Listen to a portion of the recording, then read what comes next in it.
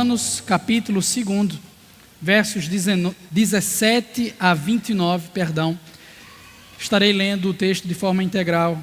Façamos isso com santa reverência diante do nosso Deus. Romanos 2, 17 a 29, assim diz a Escritura Sagrada.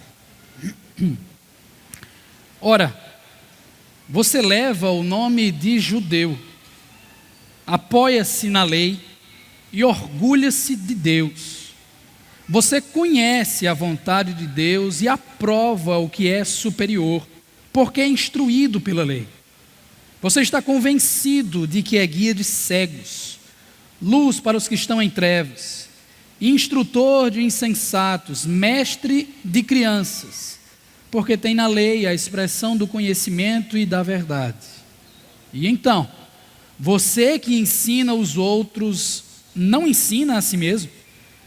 Você que prega contra o furto, furta? Você que diz que não se deve adulterar, adultera? Você que detesta ídolos, rouba-lhes os templos? Você que se orgulha da lei, desonra a Deus desobedecendo a lei? Pois como está escrito, o nome de Deus é blasfemado entre os gentios por causa de vocês. Verso 25, a circuncisão tem valor se você obedece à lei, mas se você desobedece à lei, a sua circuncisão já se tornou incircuncisão. Se aqueles que não são circuncidados obedecem aos preceitos da lei, não serão eles considerados circuncidados? Aquele que não é circuncidado fisicamente, mas obedece à lei, condenará você, que, tendo a lei escrita e a circuncisão, é transgressor da lei, pois não é judeu quem o é apenas exteriormente, nem é circuncisão a que é meramente exterior e física, não. Judeu é quem o é interiormente, e circuncisão é a operada no coração, pelo Espírito, e não pela lei escrita. Para estes, o louvor não provém dos homens, mas de Deus. Senhor querido, estamos diante da Tua palavra e queremos honrá-la, Senhor, aprendendo dela princípios importantes daquilo que ela nos comunica em conhecimento para a produção da piedade cristã. Para tanto, te rogamos em nome de Jesus, ó Deus, esteja conosco, nos habilite, ó Deus, em nome de Jesus, a conseguir entender o ensinamento do texto sagrado. Ajude-me, Pai, a ter as palavras corretas, a colocar tudo de forma clara para os meus irmãos, de maneira que todos nós possamos ser edificados hoje, desafiados a viver uma vida diante da face do Senhor, em todas as áreas da nossa vida. Ó Deus, nos mostra o Evangelho de Jesus. É o que nós te pedimos, em nome dele. Amém. Meu querido irmão, você já se pegou falando sozinho alguma vez em sua vida? Será que em algum momento pensou alto demais, na frente de pessoas de repente? Me parece que essa não é uma prática tão incomum assim, pois algumas pessoas têm esse costume. E aqui eu não me refiro de forma específica apenas àqueles com alguma condição mental específica. Nós temos esse costume de modo regular. Pesquisadores chegam a elencar os motivos e até as consequências de se falar sozinhos. Eles dizem que falar sozinho, que ter um diálogo consigo mesmo ajuda a recuperar memória, ajuda a dar autoconfiança e até mesmo a melhorar a concentração. Particularmente, eu tendo a confirmar essa teoria, porque constantemente eu me pego falando sozinho, especialmente quando estou a preparar um sermão. Parece estranho, mas isso meio que me ajuda a organizar melhor as minhas ideias. E é interessantíssimo que o apóstolo Paulo se utiliza de algo similar na epístola aos Romanos. Não sei se você percebeu, mas desde o início do capítulo 2, primeiro verso, ele se utiliza de um recurso da retórica grega chamado de diatribe. Trata-se da inserção de um opositor imaginário que vai se contrapor ao proponente da fala, iniciando assim uma interação didática de dois lados, de dois argumentos contrários. Paulo usa esse recurso. E naturalmente isso facilitou o processo de comunicação daquilo que ele queria, organizando bem as suas ideias, repartindo o seu ensinamento com clareza, ao mesmo tempo que já apresentando por antecipação pensamentos ou grupos de pessoas que antagonizavam o seu ensino, que se contrapunham àquilo que ele de fato queria ensinar. O livro sagrado, como explicado anteriormente, foi elaborado, dentre várias coisas, para resolver embates no relacionamento dos judeus com os gentios. Dos cristãos judeus com os cristãos gentios. Quando falo de gentio, me refiro aos que não são judeus. Aparentemente haviam algumas dificuldades doutrinárias e éticas a serem resolvidas nesse ínterim, da parte dos gentios, quem sabe, apreciar melhor a soberania de Deus, para poder gozar dos elementos criacionais do Senhor. Do outro lado, os judeus talvez devessem compreender melhor o plano da salvação para todas as nações. Paulo deixa claro de toda forma que ambos os grupos precisavam de correção em seu pensamento. Necessitavam também de humildade para conviverem de forma plena em unidade cristã. Só que para tanto, era necessário um apocalipse. Calma lá, não estou falando do fim do mundo, mas do sentido original do termo grego. Apocalipse na Bíblia significa revelação. Para Paulo, a chave para a harmonia relacional na igreja de Roma era o Evangelho, no qual, segundo o capítulo 1, verso 17, confira aí, ao Apocalipse, ou a revelação da justiça de Deus. A justiça positiva de Deus. A imputação jurídica da retidão divina em nós, recebida unicamente pela fé, como testemunharam os nossos reformadores. É o evangelho da justificação pela fé. Como escreveu Martinho Lutero em sua 62ª tese das 95, este evangelho é o verdadeiro tesouro da igreja. E o apóstolo Paulo sabia muito disso. A fim de que seus leitores contemplassem o seu valor de forma mais acurada, a partir do verso seguinte, ele passa a expor a sua necessidade. Porque também há o Apocalipse, ou a revelação, verso 18, da ira de Deus contra toda impiedade e injustiça. Estamos falando da justiça negativa de Deus, evidenciada na manifestação da sua ira. O texto ensina que aqueles que rejeitaram o Senhor, a despeito das amplas e favoráveis evidências, estão condenados. Para começo de história, o autor discorreu sobre os gentios, versos 20 a 32. Aqueles que tinham acesso à chamada revelação geral, ao conhecimento de Deus através da natureza e ao testemunho interno do senso da existência do divino. Mas depois, capítulo 2, versos 1 a 16, como já adiantado na semana passada, ele começou a falar surpreendentemente dos judeus, como rejeitando a chamada revelação especial, nos atos redentores de Deus na história, testemunhados através da sua palavra. A porção que temos em disposição hoje, a partir do verso 17 até o fim do capítulo mencionado, é, na verdade, uma continuação do descrever condenatório dos judeus. E eu quero deixar algo muito claro, irmãos, antes de prosseguir com a exposição do texto. Peço que você preste muito atenção nisso. O texto vai ensinar que Deus se ira contra a falsa religião. Se tem apenas uma coisa que você consegue guardar deste tempo todo, Guarde isso. Deus se ira contra a falsa religião. Talvez você pergunte por quê. Qual é o problema com a falsa religião? Por que Deus se ira contra a falsa religião? Eu penso que o texto pode nos dar várias respostas, mas eu quero destacar duas. Acompanhe comigo, em primeiro lugar, versos 17 a 24. Deus se ira contra a falsa religião, porque ela é hipócrita. O texto começa chamando o parágrafo anterior como testemunha. É uma continuação do descrever condenatório dos judeus. Ora, você, quem? O mesmo pronome aparece no capítulo 2, versículo 1.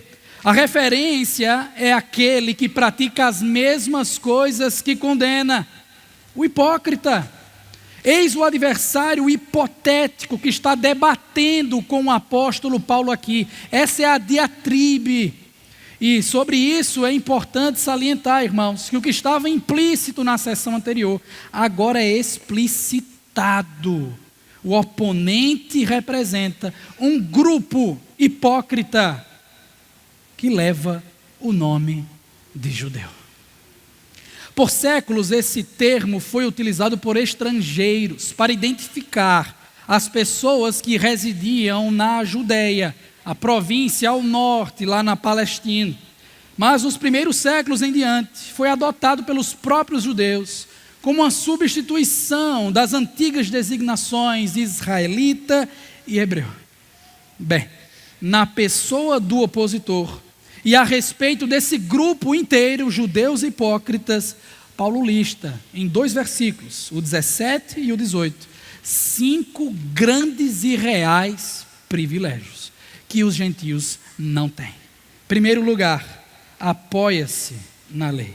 Segundo, orgulha-se de Deus. Terceiro, conhece a vontade de Deus. Quarto, aprova o que é superior. E quinto, é instruído pela lei.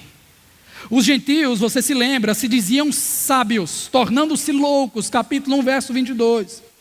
Os judeus, eles foram os receptores da lei, encontrando nela a sabedoria do Senhor. A lei do Senhor é perfeita e revigora a alma. Os testemunhos do Senhor são dignos de confiança e tornam sábios os inexperientes, Salmo de número 119. Assim havia o deleite na revelação verbalizada de Deus, havia o apego, o repouso sobre o que Deus revelou, eles se apoiavam na lei. Os gentios, capítulo 1, verso 23, se gloriavam nas coisas criadas, trocando a glória do Criador. No judeu, existia o orgulhar-se de Deus, pela regalia de ser seu povo pactual. Jeremias capítulo 9 diz: assim diz o Senhor, não se glorie o sábio em sua sabedoria, nem o forte em sua força, nem o rico em sua riqueza. Mas quem se gloriar, glorie-se nisto, em compreender-me, em conhecer-me, pois eu sou o Senhor e ajo com lealdade, com justiça e com retidão sobre toda a terra.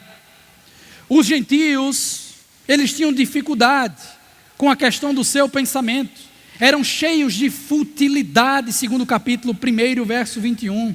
Por conta do seu pecado, tinham uma disposição mental reprovável, versículo 28.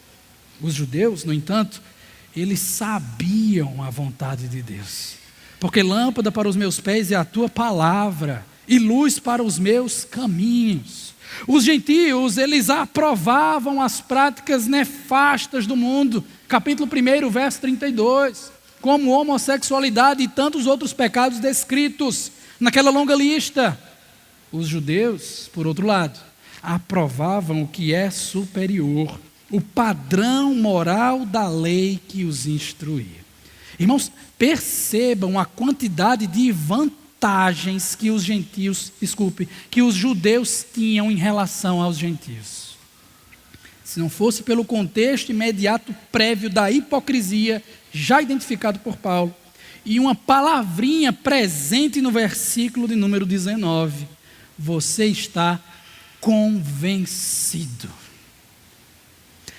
João Crisóstomo, talvez o maior pregador da patrística, nos adverte em sua 6ª homilia da Carta aos Romanos: a vantagem pode ser uma desvantagem. Ele não diz você faz a vontade de Deus, mas conhece. Ele não diz você segue o que é superior, mas aprova. Conseguem notar a pequena diferença? Para o apóstolo Paulo, os judeus estavam persuadidos, convencidos dessas suas vantagens e, portanto, assim se consideravam guia de cegos, luz para os que estão em trevas, instrutores de insensatos, mestres de crianças, termos presentes no Antigo Testamento, para então esclarecer qual era a vocação do povo de Deus, porque na lei a expressão do conhecimento e da verdade estava presente. Entenda que a vocação de Israel era de fato ser uma bênção para todas as etnias, uma luz para todas as nações. E na mente desses judeus aqui identificados por Paulo, isso estava acontecendo. Eles estavam agindo de acordo com a sua vocação, estavam honrando a Deus com o seu procedimento. No entanto, irmãos, a verdade é que eles também estavam, à semelhança dos gentios, e a despeito de mais luz, de mais acesso a Deus, rejeitando o Senhor da glória. E aí, tocando na ferida, o apóstolo Paulo vai fazer 5 perguntas retóricas. Você que ensina os outros, não ensina a si mesmo? Ora, você que prega contra o furto, furta? Você que diz que não se deve adulterar, adultera? Você que detesta ídolos, rouba-lhes os templos? Você que se orgulha da lei, desonra a Deus desobedecendo a lei? É um confronto direto. Ele não espera que os seus leitores estejam respondendo para ele reagir. São perguntas retóricas, com o intuito único de destacar a seguinte afirmativa: vocês não vivem o que pregam. Vocês são hipócritas. Interpretando o espírito da lei, como fez Jesus no famoso Sermão do Monte, Paulo os está acusando aqui de quebrarem o decálogo. 3 mandamentos, pelo menos, foram descritos. Um deles, inclusive, ensinando que judeus eram culpados até mesmo de se comercializarem ídolos pagãos, desprezando a lei mosaica, para mostrar o grau de absurdo, de hipocrisia que havia no meio daquele povo. E não por outra razão, o Nazareno certa vez falou: os mestres da lei e os fariseus, representantes do judaísmo da época, eles se assentam na cadeira de Moisés, obedeçam-lhes, façam tudo o que eles dizem, mas não façam o que eles fazem, pois não praticam o que pregam. Verdade, portanto, seja dita e repetida: se os gentios rejeitavam a revelação geral de Deus na natureza e internamente, os judeus, ao desobedecerem, rejeitavam a revelação especial do Senhor na palavra. E por causa disso, o apóstolo Paulo enterra o caixão, enfatizando que está escrito: o nome de Deus é blasfemado entre os gentios por causa de vocês. Ele usa uma citação direto do texto grego do Antigo Testamento, de Isaías capítulo 52, verso de número 5, contexto do exílio babilônico, ocasião na qual os gentios estavam rebaixando o nome de Yahvé, porque o seu povo estava longe da sua terra, dando sinais assim que o seu Deus era fraco, que ele era ineficaz, que não tinha poder. Por causa disso, o nome de Deus era blasfemado naquela ocasião. Só que é um detalhe: os israelitas estavam em cativeiro babilônico como punição pactual por conta dos seus pecados. Portanto, Deus estava sendo blasfemado, porque o seu povo estava pecando, por conta do pecado de Israel. A mesma coisa continua aqui. Os opressores mudam, não é mais a Babilônia, agora é Roma, mas o nome de Deus continuava a ser blasfemado, por causa da hipocrisia do seu povo. É por isso que Deus se ira contra a falsa religião, irmãos. Ela é hipócrita. Mas não somente isso, versos 25 a 29, em um segundo momento, o autor vai discorrer que a falsa religião é unicamente externa. Em primeiro lugar, vimos que Deus se ira contra a falsa religião, porque ela é hipócrita. E agora veremos que Deus se ira contra a falsa religião, porque a falsa religião é unicamente externa. Lembre-se, estamos aqui acompanhando uma crítica ferrenha de Paulo aos judeus, por acharem presunçosamente superiores do que os gentios. Nas palavras do Dr. Grant Osborne, aqui ele aborda a reivindicação de que tinha uma linhagem melhor e eram o povo da aliança. A primeira causa para a presunção era a linhagem de Moisés e a lei. A segunda, como veremos de agora em diante, a linhagem de Abraão.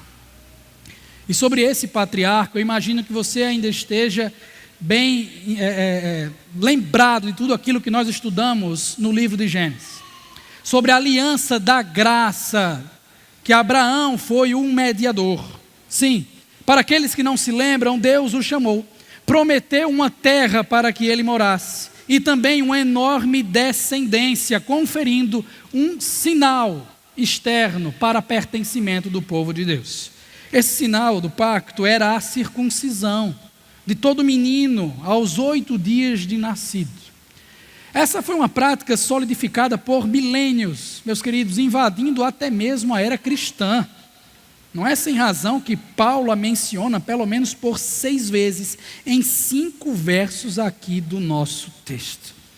No entanto, há um detalhe histórico crucial que precisamos tomar conhecimento para compreender por que os judeus se importavam tanto com circuncisão. Por que esse tema é tão trabalhado em tantas cartas do Novo Testamento? Por que há tantos embates no livro de Atos dos Apóstolos? No ano de 170 a.C., se levantou um governador aterrorizante sobre a Judéia. O seu nome era Antíoco Epifânio. Em certa feita, ele atacou Jerusalém, assassinou muita gente, saqueou os templos da cidade e então trouxe grande choro e lamentação por toda a terra. Em um segundo momento, 2 anos depois, ele enviou o seu exército para promover uma nova matança, pior do que a primeira, agora ateando fogo nos lares, levando as mulheres como prisioneiras sexuais, profanando o templo e humilhando toda a população. Não sendo bastante, movimentou-se uma terceira vez para desprezar o povo. Ocasião registrada no livro apócrifo de 1 Macabeus, capítulo 1. Antíoco Epifânio baixou um decreto que mandava todas as pessoas do seu reino abandonarem seus próprios costumes e tornarem-se um povo só, influenciado pelo helenismo, verso 41 e 42. Ele proibiu que fossem apresentados no templo sacrifícios que eram queimados, ofertas de cereais e de vinho. Ele ordenou que se profanassem os sábados, as festas sagradas, o templo, os sacerdotes, versos 45 e 46, e principalmente, que não circuncidassem os seus filhos, verso 48. A ordem terminava assim, verso 50, quem não obedecer será morto. De acordo com o decreto do rei, as mulheres que mandavam os seus filhinhos serem circuncidados eram decepadas, enquanto os seus filhos ainda estavam pendurados em seu pescoço, versos 60 e 61. Mesmo assim, muitos decidiram resistir firmemente, resolveram que até estariam dispostos a morrer, mas não profanariam a aliança sagrada, versos 62 e 63. Foi assim, meus irmãos, que se iniciou a famosa revolta de Judas Macabeu, batalhando e circuncidando as crianças por onde andava. E ao seu lado ele tinha um apoio importante. O recém-criado e emergente grupo dos resistentes perushim, separados, ou como conhecemos, fariseus. Veja então que a circuncisão se tornou uma matéria de honra, de lealdade, um símbolo de resistência contra o que estava acontecendo sob Antíoco Epifânio. Esse trauma ficou tão grande na mente do povo de Israel, que rabinos posteriores chegaram a mencionar que a circuncisão iria salvar a nação, que nenhum homem circuncidado iria para o inferno. Mais à frente, os judeus criaram um feriado para celebrar tudo que envolvia a vitória de Judas Macabeu, a Hanukkah. Entenda, portanto, que esse é o background da importância do pensamento judaico. Era por isso que eles tinham a circuncisão em tanta consideração. Era por isso que eles se feriam tanto quando alguém confrontava esse elemento da fé. Esse ensinamento foi passado de geração a geração nos 2 séculos que separavam Antíoco Epifânio do apóstolo Paulo. Agora sim, há judeus com essa mentalidade, Paulo diz, a circuncisão tem valor, literalmente, é lucrativa, é importante mesmo se você obedece à lei.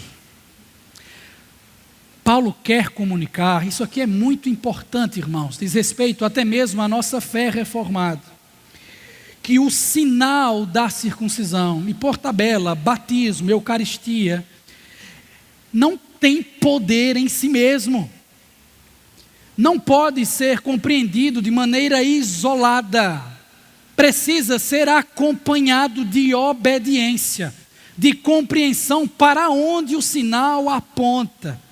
A circuncisão era apenas uma pequena cirurgia, apenas uma marca no corpo, precisando ser autenticada pela obediência que vem da fé verdadeira. Capítulo 1, verso de número 5. Mas se você desobedece à lei, diz Paulo, a sua circuncisão já se tornou incircuncisão. Imagina o problema que deu para os leitores moralistas escutarem isso aqui. Vide a importância da circuncisão para aquele povo. Talvez entendessem os judeus que a circuncisão era a prova do cumprimento da lei. Era a prova de que eles queriam cumprir a lei e não abandonar a fé. Mas Paulo diz que se de fato não há obediência, circuncisão é incircuncisão. Isso certamente deixou alguns leitores furiosos, mas nada comparado com o que se lê em seguida, verso 26. Se aqueles que não são circuncidados obedecem aos preceitos da lei, não serão eles os considerados circuncidados? Para o autor, a lógica inversa também funciona. Se descumprir a lei transforma judeu em gentio, observar a lei transforma gentio em judeu. Isso é muito curioso. Como diz um comentarista, parece ser possível negligenciar um mandamento como o da circuncisão e cumprir a lei. Ao mesmo tempo, é possível observar a lei escrita, incluindo a circuncisão, e transgredir a lei. Porque nós não podemos entender a expressão da lei, meus irmãos, como apenas a letra. Jesus nos ensinou a entender a profundidade, a radicalidade da palavra de Deus, o espírito da lei. E aqui Paulo simplesmente está dizendo que aos olhos de Deus, cristãos gentios que obedecem pela fé, são membros do povo da aliança. Eles não são pessoas separadas, pessoas que não têm direitos, pessoas que não têm mais privilégios. Eles foram enxertados, veremos isso mais à frente no texto de Romanos. Foram enxertados para fazer parte do Israel de Deus. A mesma coisa está presente em Gálatas capítulo 6, verso 15. De nada vale ser circuncidado ou não, o que importa é ser uma nova criação. 1 Coríntios capítulo 7, verso 19, a circuncisão não significa nada, e a incircuncisão também nada é. O que importa é obedecer aos mandamentos de Deus. esses eram filhos de Abraão também. Pois, como ensina Paulo aos Gálatas, a descendência do povo de Deus não é étnica, é espiritual. Sendo assim, gentios convertidos são Israel de Deus. Essa foi uma facada, irmãos, no coração dos judeus hipócritas. Mas para piorar, verso 27, olha o que Paulo diz: aquele que não é circuncidado fisicamente, mas obedece à lei, ou seja, o cristão gentil, condenará você que, tendo a lei escrita e a circuncisão, o judeu hipócrita é transgressor da lei. É o mesmo ensino de Jesus em Mateus capítulo 12, onde ele diz que o povo de Nínive, convertido pela pregação do profeta Jonas, e a rainha do sul, gentios do Antigo Testamento que aparentemente foram convertidos, se levantarão em julgamento contra aqueles judeus que rejeitavam o Messias. Os judeus se enxergavam como juízes dos gentios. E o inverso aqui foi ensinado pelo apóstolo Paulo. Se eles são convertidos, eles vão ter parte no julgamento dos incrédulos, provavelmente como testemunhas. Talvez pareça para você que Paulo está sendo muito duro, determinado a mortificar o ego inflamado desses judeus. Se você pensar assim, eu sou obrigado a concordar com você. Mas adicionando a seguinte informação: ao passo que o apóstolo Paulo criticava a falsa religião, ele tinha a intenção de promover a verdadeira, mostrar o caminho para essa situação. Até porque, diz o texto, não é judeu quem o é apenas exteriormente, nem é circuncisão a que é meramente exterior e física. Não, judeu é quem o é interiormente. Circuncisão é operada no coração, pelo Espírito, e não pela letra, não pela lei escrita. Contra isso aqui, irmãos, não haveria argumentos. Porque não são palavras de Paulo, simplesmente. Essa é a linguagem dos profetas. Essa é a linguagem da lei. Em tantas vezes em que ouvimos os santos escritores do Antigo Testamento, usados pelo Senhor, falando sobre a importância de circuncidar o coração. Isso está em Deuteronômio capítulo 10, também no capítulo 30, isso está nos profetas, por exemplo, em Jeremias capítulo 4 e também no capítulo de número 9. Pois a eminência nunca esteve em simplesmente cortar o prepúcio de um bebê, mas em cortar a antiga natureza pecaminosa. O foco nunca esteve na letra promover salvação, mas no Espírito Santo como doador da vida. Porém, logicamente, isso não significa que o exterior seja insignificante, não tenha a sua importância. Como bem acrescentado pela NVI, a versão que nós utilizamos, não é judeu quem o é apenas exteriormente.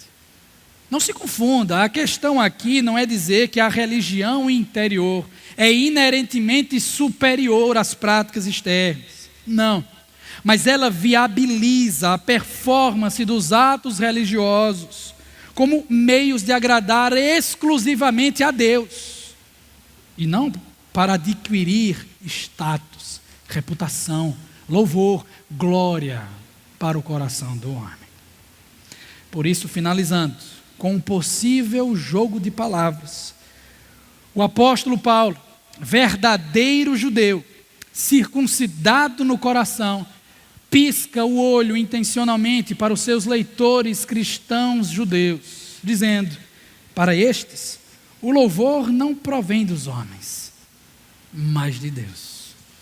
Não se percebe no português, no grego também não se nota, mas no idioma hebraico, lembre-se que Paulo tem mentalidade hebraica, as palavras judeu, Yehudi, Judá, Yehudá, e louvor, Yudá, são palavras cognatas, Fato é que está na essência do verdadeiro judeu louvar, glorificar, não ao homem pela sua circuncisão, não ao homem por conta das suas obras, mas a Deus por tudo aquilo que Ele faz por nós.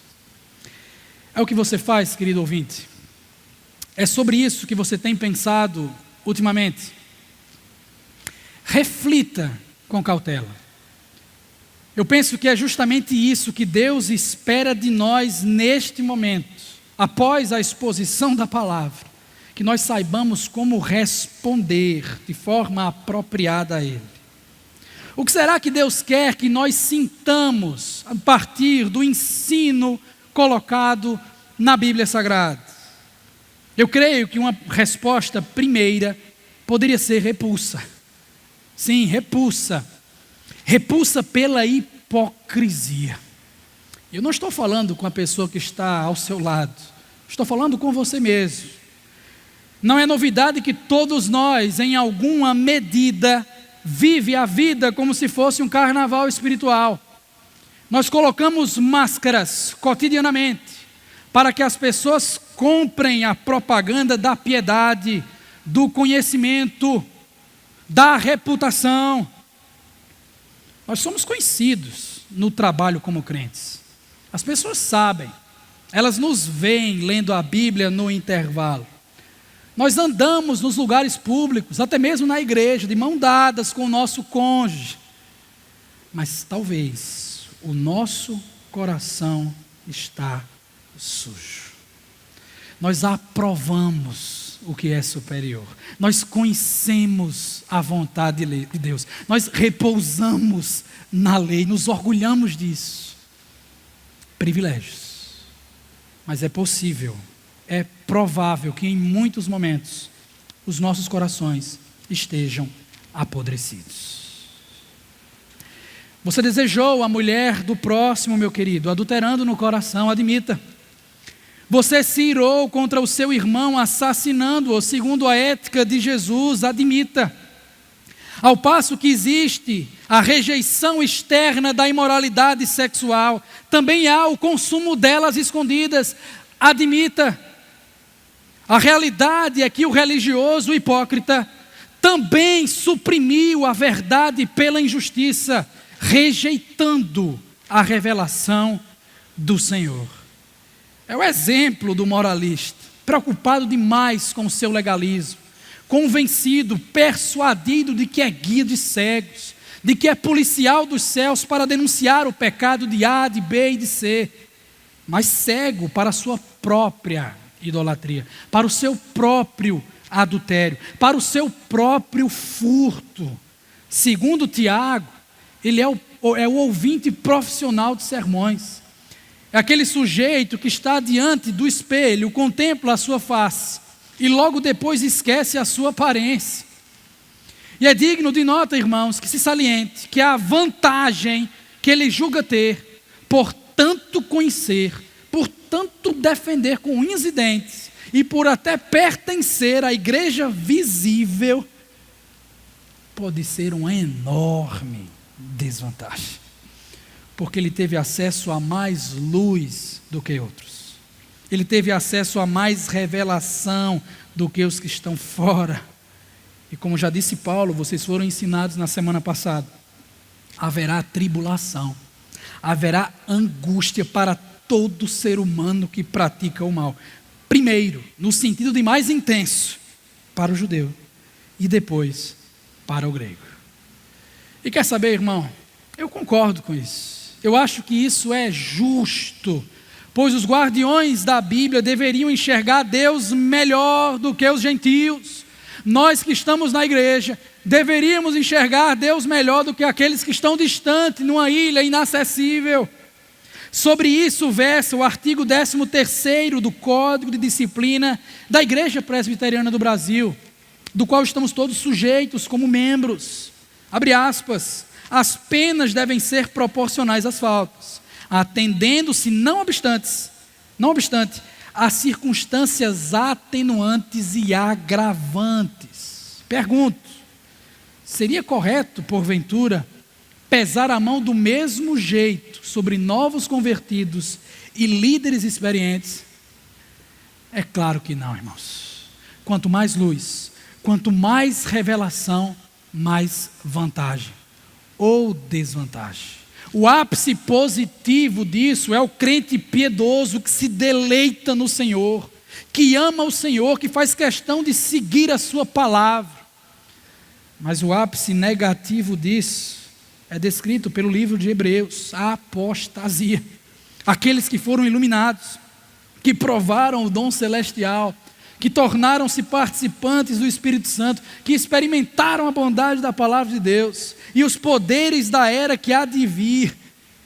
Teria sido melhor, diz o apóstolo Pedro em sua segunda carta, que não tivessem conhecido o caminho da justiça, do que depois de o terem conhecido, voltarem as costas para o santo mandamento que lhes foi transmitido. Assim, ó frequentador de igreja, ó crente nominal, ó crente hipócrita, ó religioso, ao se olhar no espelho, sinta repulsa por causa da hipocrisia e retire a sua máscara. Fique tranquilo, você não vai espantar ninguém aqui, você não vai nos assustar com a sua feiura, pois todos nós aqui, os que creem, somos feios também, embelezados apenas por Jesus Cristo. Então pratiquemos, irmãos, o que nós pregamos. Se não temos vergonha do Evangelho, não sejamos uma vergonha para o Evangelho, e façamos um pacto interno, que o bom nome do nosso Deus não seja blasfemado por nossa causa. Que se isso for para acontecer, que seja por conta de outras pessoas, mas não por causa de nós.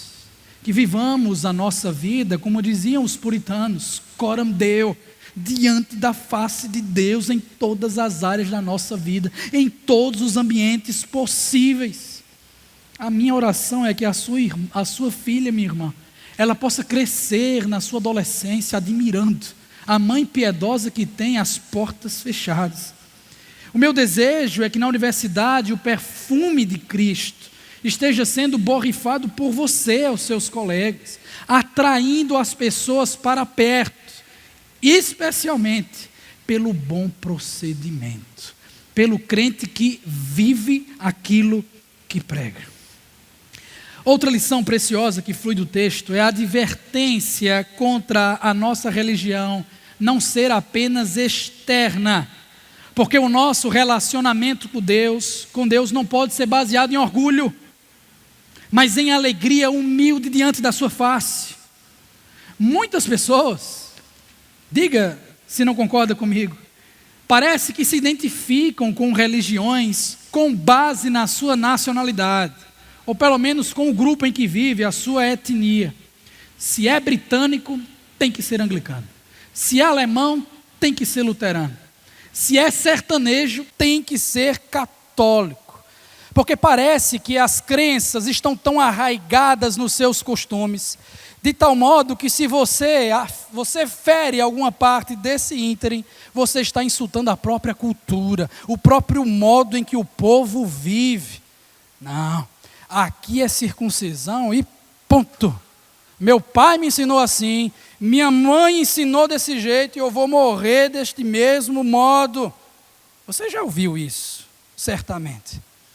Mas agora que tal nós nos aprofundarmos um pouquinho, saindo da postura de acusadores e passando a ser réus, porque é bem possível, irmãos, novamente, é bem provável que nós também estejamos depositando a nossa confiança em coisas externas.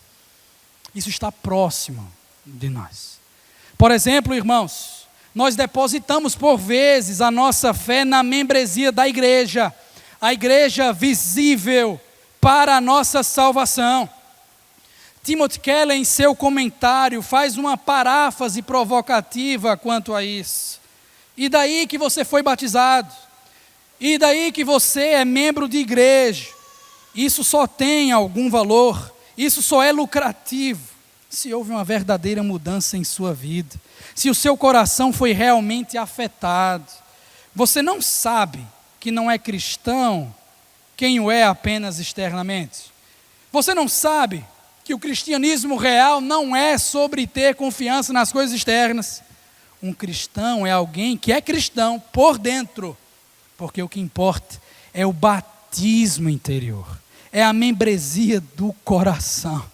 E essa não é uma obra da letra, essa não é uma obra dos homens, é uma obra sobrenatural do Espírito Santo. Portanto, meus irmãos, considerem a possibilidade de até mesmo confiar no cristianismo e não em Cristo. Isso acontece com muita frequência em igrejas conservadoras, ortodoxas, bíblicas como as nossas. Pode acontecer de nos gloriarmos tanto em conhecer a teologia reformada, ao ponto de chegarmos a corresponder retidão à doutrina, porque descobrimos os ensinos bíblicos da depravação total, da eleição incondicional, e agora arrotamos soberba para os demais. Também podemos ser tentados a centralizar demais o sentimentalismo, dependendo em todo o culto daquele momento específico das músicas, ou daquela palavrinha do pastor que vai despertar as minhas sensações, que vai mexer comigo. Não são poucos os caçadores de lágrimas por motivos errados nos cultos públicos. E assim, facilmente nós correspondemos retidão a choro, a emoções sentidas. Outro grande perigo é colocar grande ênfase em rituais, em tradições. Sabe a arquitetura específica, sabe a sequência do inário, sabe tudo mais relacionado à liturgia, o mistério da cerimônia. Assim, meus irmãos, nós facilmente correspondemos retidão à liturgia. E não me entenda mal, por favor. De fato, são coisas boas entender doutrinas, se emocionar na igreja, adotar princípios reguladores de culto, são coisas elementares, cruciais. E a propósito é o que nós tentamos fazer aqui na nossa igreja. Mas não se confunda, essas coisas não nos fazem cristãos. Pois como Paulo mesmo ensina, não é judeu aquele que o é apenas exteriormente. O que importa mesmo é a circuncisão do coração. O que importa mesmo, o que vale mesmo, não é ser batizado nas águas. O batismo por si só não confere nada, ele aponta para algo que tem poder. O importante mesmo é ser batizado no Espírito Santo. Como Jesus Cristo ensinou, vos é necessário nascer do alto. É preciso nascer de novo. Porque o nascido de Deus, ele se deleita no Senhor, porque foi escolhido antes da fundação do mundo. Ele foi enxertado ao povo de Israel. Ele recebeu graça e misericórdia mesmo sendo um depravado. Esse conhecimento não é para torná-lo orgulhoso, brigão, mas prostrado diante da cruz do Calvário. O nascido de Deus se derrama em emoções diante da presença do Senhor, por contemplar a sua maravilhosa graça, o seu amor leal. O nascido de Deus se importa com o culto público, porque quer adorar ao Senhor em espírito e em verdade, da forma que apraz o seu Redentor. Ele foi circuncidado no coração, porque foi predito o dia pelo profeta Jeremias, e este chegou quando o Senhor fez uma nova aliança com Israel, pondo a lei no seu íntimo, escrevendo-a em seu coração. Isso se deu, meus amados irmãos, na primeira vinda do nosso Messias. Foi Ele quem nos mostrou o valor da verdadeira religião. Foi Ele quem criticou a falsa religião, apenas externa e hipócrita. Foi esse Cristo que alcançou o judeu moralista, judeu fariseu, judeu hipócrita Saulo de Tarso. Autor desta carta, que no verso inaugural dela, piscou o olho para o leitor moralista pela primeira vez, dizendo ser perushim, separado. Mesma palavra para fariseu no grego, para o Evangelho de Deus. Jesus Cristo, nosso Senhor. Para Paulo, o verdadeiro farisaísmo era obedecer à fé evangélica. Para Paulo, o verdadeiro judaísmo era crer no leão da tribo de Judá e louvar apenas o seu nome. Para Paulo, a verdadeira religião diz respeito a ser circuncidado em Cristo Jesus. Colossenses capítulo 2. A única e perfeita esperança para apaziguar a ira de Deus. Talvez o Espírito Santo tenha convencido você hoje da sua hipocrisia, ou do seu procedimento apenas externo da sua religião. Quizá você esteja aqui se enxergando como uma pessoa hipócrita, apenas externa, envergonhado pelos seus procedimentos. Quem sabe se perguntando, é tarde demais para mim? Será que tem jeito a minha vida? Meu caro, escute bem o que eu vou lhe dizer. O sangue do Cordeiro, o sangue do leão da tribo de Judá, aquele que merece todo louvor, é poderoso para perdoar até mesmo o pior dos hipócritas, a começar de mim.